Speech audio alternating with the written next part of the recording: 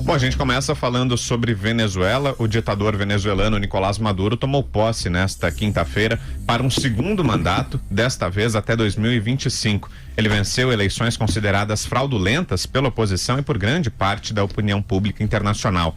A Venezuela está em meio a uma grave crise econômica e humanitária, com mais de 3 milhões de habitantes tendo deixado o país devido à falta de alimentos e remédios. No discurso, Maduro afirmou que há uma tentativa internacional de principiar um processo de desestabilização. Disse ainda que o presidente do Brasil, Jair Bolsonaro, é um fascista contaminado pela direita venezuelana que vem impulsando a direita de toda a região. Roda aí, André. ¿Quién es Maduro? Y yo mismo me preguntara, ¿quién soy yo? A veces lo hago ante tanto ataque.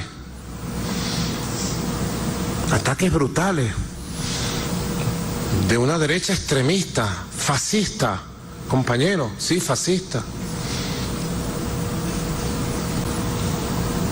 No podemos ahorrar los calificativos en el caso de una derecha como la venezolana, que ya ha infectado de su fascismo, su intolerancia y su extremismo a la derecha latinoamericana y caribeña, como se ha infectado.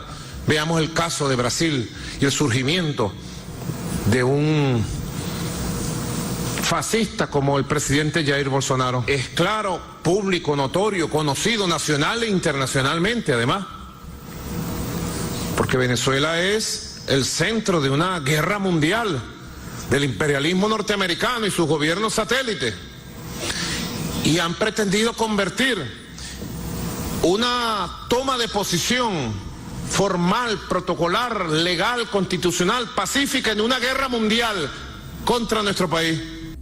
Estavam presentes a essa cerimônia no Tribunal Supremo de Justiça, onde aconteceu a posse de Maduro, alguns chefes de Estado alinhados a Maduro. Entre eles, o presidente da Bolívia, Evo Morales, o de El Salvador, Sánchez Serén, o dirigente cubano, Miguel Díaz-Canel, e o ditador da Nicarágua, Daniel Ortega. O PT também foi representado. Gleisi Hoffmann viajou para o país vizinho. Segundo ela, a ida foi para, abre aspas, marcar posição desta grosseira relação do governo Bolsonaro com a Venezuela. Fala fino com os Estados Unidos e grosso com a Venezuela.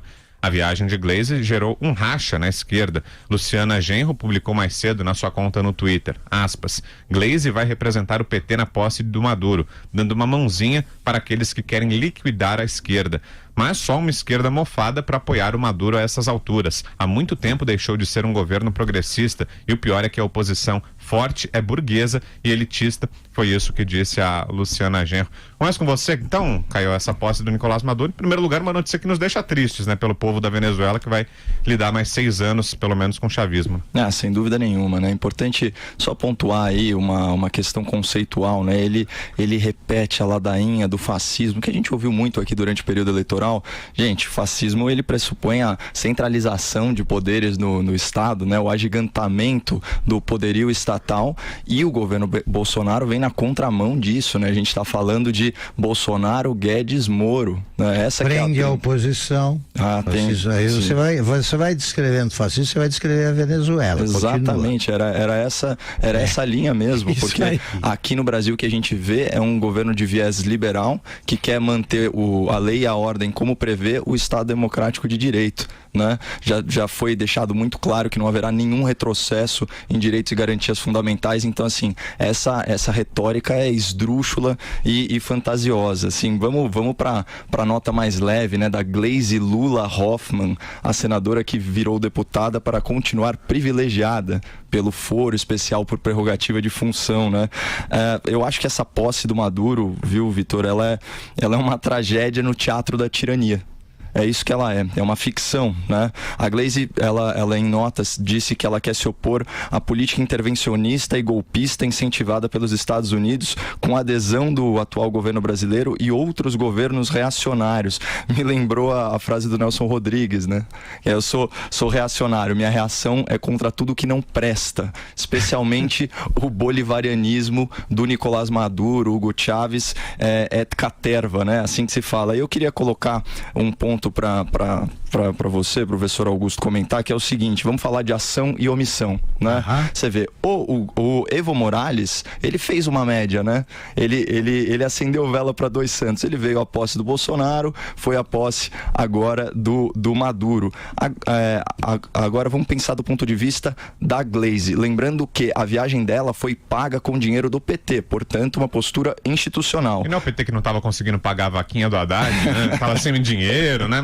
Para viajar para Venezuela. Tem dificuldade para pagar do Zé Dirceu. Assim, para as coisas que são realmente importantes para o PT, como endossar a ditadura bolivariana, eles arranjam uma graninha, sabe? Bom, deve ter bastante dinheiro aí espalhado.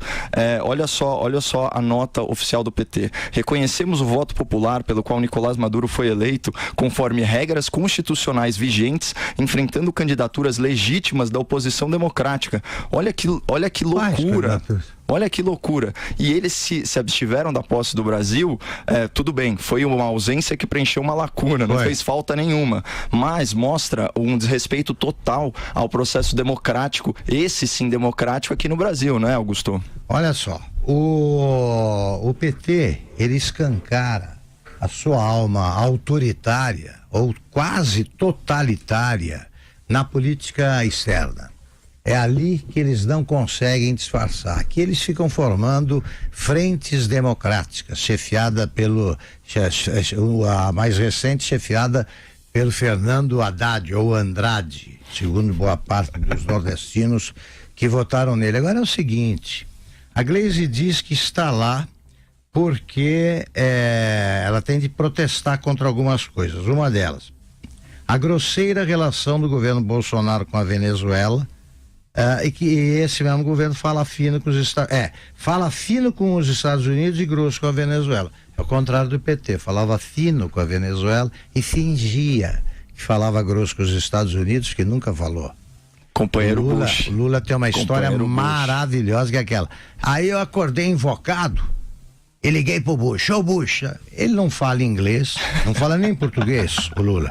O Bush não fala português. Então como é que ele tem coragem de contar isso? Peguei o telefone, acordei invocado, peguei o telefone e dei uma dura no Bush. Tá bom, só que o Bush ainda precisa tá esperando a tradução da dura que não houve. Aí, tem isso aí. A outra, a Venezuela é o sonho mal resolvido, porque eles não podem defender tão escancaradamente, do PT. Eles sonham com isso. O que é a Venezuela? É isso aqui que a Gleisi, essa definição que a Gleisi tenta aplicar ao governo Bolsonaro. Não tem, como é que é? Uma grosseira relação do governo Bolsonaro. Mas tem uma outra que ela fala dos intervencionistas. Aqui. Ela fala governos reacionários, pode ser? Reacionários também, intervencionista e golpista. Intervencionista e golpista é o governo Maduro, que ela estava lá para homenagear. Aqui não. A diferença, além das mencionadas pelo Caio, inclui esta. Então eles não vêm, não comparecem à posse do presidente Bolsonaro dizendo que a eleição foi uma fraude, que não tinha o Lula. O Lula estava preso e não reconhecem a legitimidade da vitória do Bolsonaro. E reconhecem a vitória do Maduro, que não tem oposição porque põe na cadeia. A oposição está presa. Lá tem uma definição, como diria o Milor Fernandes, definição definitiva do Oscar Arias, que foi presidente da Costa Rica e prêmio Nobel da Paz, esse que o Lula vive tentando todo ano, que resolve a questão. Tem preso político no país? É ditadura, não é democracia. Não tem preso político? É uma democracia. Qual é o preso político aqui? O sitiante de Atibaia, né? O dono do triplex, o ladrão, que é o Lula. Agora lá, tem gente presa sem julgamento há um tempão. Então eles estão trocando sinais espertamente, mas bancando os bobos. Augusto, só antes de jogar a bola aí para Luciana, eu queria só pontuar, porque você falou aí da palhaçada que foi essa eleição presidencial. A gente está falando de uma eleição para um mandato de 6 anos que vai prorrogar aí o Nicolás Maduro torturando a população venezuelana até 2025. Só para você ter uma ideia, tem mais de 20 milhões de eleitores cadastrados, aptos a votar na Venezuela, né? Apenas 8 milhões compareceram. A gente então está falando de 46% só das pessoas. Então é um recorde de abstenção, né? Em 2013, 80% votaram. Então você vê que as pessoas vão perdendo esperança na democracia. E a diáspora dos venezuelanos, eles estão aí... 3 milhões de venezuelanos refugiados espalhados pelo mundo, um boicote da coalizão de oposição. Você mencionou aí o que aconteceu com as figuras da oposição. Vamos lá. Leopoldo Lopes em prisão domiciliar. O Henrique Capriles com os direitos políticos cassados por 15 anos. E o Antônio Ledesma, que era aquele prefeito de Caracas, tá com asilo político lá em Madrid. Aí é mais fácil ganhar a eleição. Vamos ouvir. Luciana Verdolim, lá em Brasília. Boa noite, Lu. Boa noite, Vitor, Caio, boa noite, Augusto, e também aos ouvintes. Olha, em 2017, a mulher do Leopoldo Lopes, ela esteve aqui em Brasília, trouxe documentos, trouxe fotos das manifestações que estavam acontecendo na Venezuela, denunciou a situação que estava tomando conta do país, denunciou as torturas que estavam sendo praticadas contra o marido dela. Pediu a ajuda do governo brasileiro, não surtiu muito efeito, mas ela saiu, diz que saiu satisfeita, porque ela estava vendo que ela estava sendo ouvida, porque lá na Venezuela eles não têm direito de expor posicionamento, é realmente uma ditadura. E o que é bastante triste é que é um país muito rico, né? A Venezuela tem a maior reserva de petróleo do mundo e não soube aproveitar essa riqueza. Então a gente vê vários fatos aí de ajuda à Venezuela, por exemplo. A Venezuela entrou no Mercosul numa época que o Paraguai estava suspenso, numa artimanha dos países vizinhos aqui para fazer com que a Venezuela entrasse no Mercosul, foi suspensa tempos depois. Então é uma situação muito complicada. A questão da imigração também é uma questão que deu muita dor de cabeça para o governo do presidente Michel Temer, e agora a expectativa é de que o governo de Jair Bolsonaro adote uma estratégia diferente, mas não se sabe ainda o que vai ser feito. Fechamento de fronteira ainda não está descartado, nem está confirmado, mas é preciso, porque o povo de Roraima está reclamando já há tempos e a situação está ficando insustentável. Então o governo está discutindo também o que fazer diante dessa situação. Pelo menos por enquanto a gente não tem um posicionamento. Eles estão cuidando mais das questões econômicas, mas essas questões também, principalmente da fronteira, eles vão ter que sentar para discutir, definir uma estratégia. Você mencionou a mulher do Leopoldo Lopes, né? Eu entrevistei no Roda Viva. Ela estava feliz por ter sido recebida por alguns deputados e senadores. Ela não conseguiu ser recebida. Era Dilma, né? Acho que era Temer, né? 2017 já? Não. Em 2017 foi o Temer. Ela esteve aqui no Palácio do Planalto. Esteve com ele. Esteve, uma conversa rápida, mas esteve com ele. Ele prometeu ajudar, prometeu tomar alguma atitude diplomática, mas não fez foi feito nada. Não foi no Roda Viva ela recebeu, mas não fez nada. Ela se queixou da inação até uma palavra gentil, porque eles foram cúmplices do governo do Chávez e depois do Maduro, da inação dos governos Lula e Dilma. Prendem o Lula por roubalheira, é preso político. Prendem o Leopoldo Lopes, depois o Henrique Capriles, e esses não são. Eles são o quê? O que eles roubaram? Que crime eles cometeram, além do, aspas, crime de pensamento, que não existe? Não existe. Só em ditadura. O que eles violaram em matéria de artigo do Código Penal? Nenhum. Eles são presos arbitrariamente e isso eles ignoram. Olha a turma que compareceu, é a companhia que a Glaze merece, né? Tá aqui o cubano Miguel Dias-Canel, o Daniel Ortega, o Diego Salvador e o Evo Morales. Se você resolver prender aí essa turma por formação de quadrilha ou banda, é só dar voz de prisão, porque é mais de 3, né? Pode levar pra cadeia, eles não vão reclamar. E a Glaze, só para enfatizar o que disse aqui o nosso Caio, ela fez o que faz jogador em fim de carreira, né? Você não pode jogar mais em time da Série A, você vai pra Série B. É o que ela fez, tá jogando na Série B. E ela vai ver o que é bom pra tosse, encarando agora os líderes que não apoiam o PT.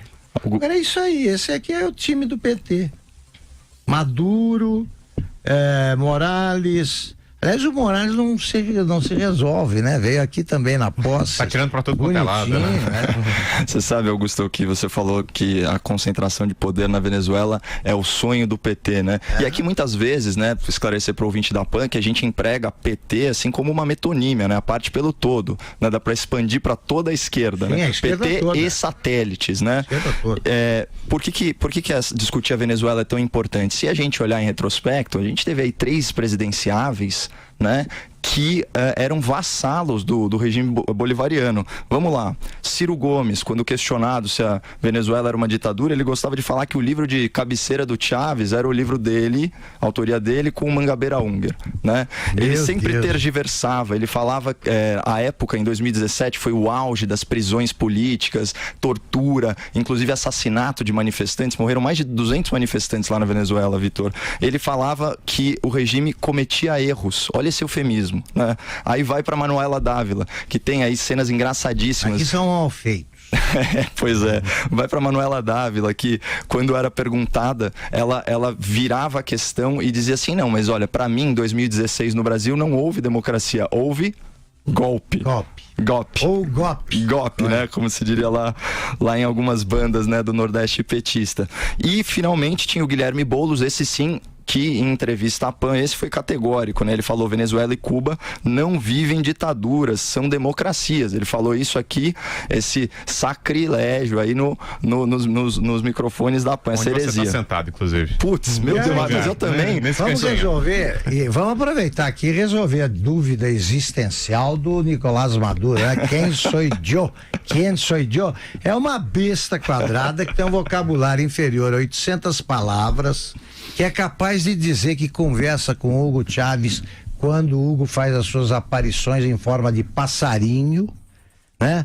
É uma anta que tá quebrando a Venezuela e aí tá indo quem sou eu? Uma besta. Uma besta que vai acabar mal, hein? A Venezuela, porque ditadores assim, eles não têm nada a perder. Quando eles descobrem isso, eles deixam rolar aí um processo que frequentemente leva à guerra civil. Eu torço muito e faço o possível para que isso não aconteça, mas temo que a Venezuela termine esse regime e morra num banho de sangue. Mais alguma coisa, senhores? Ou vamos para o nosso primeiro intervalo? Vale a pena só. Eu acho que vale a pena só fazer uma nota, né? Que pelo ranking da liberdade da Heritage Foundation, a Venezuela é o 2º país mais reprimido do mundo. Só perde para a Coreia do Norte. Lá falta tudo, né? Falta remédio, falta alimento, bens de consumo generalizados, e aí é aquele negócio, né, que o Roberto Campos falava sobre o socialismo, né? A única coisa abundante é a escassez. E governado por loucos, né? Exumaram o Chávez morreu faz pouco tempo, exumaram o Bolívar, que morreu em outros séculos, para descobrir se ele tinha sido envenenado. Vê se é possível alguém agir assim, se apresentar como pessoa normal. Envenenado pelos americanos, hein? Dos 15 países reunidos nesse, no Grupo de Lima? Grupo de Lima. 14 aprovaram o não reconhecimento do governo Maduro. Só o México que não, porque agora mudou o governo, então chegou o López Obrador, que é de esquerda também, né? E entre os governos reacionários, né, que a Glaze citou, está o Canadá, do Justin Trudeau. Imagina, o Canadá reacionário. O Canadá é reacionário. Com aquele progressistazinho lá, tá louco.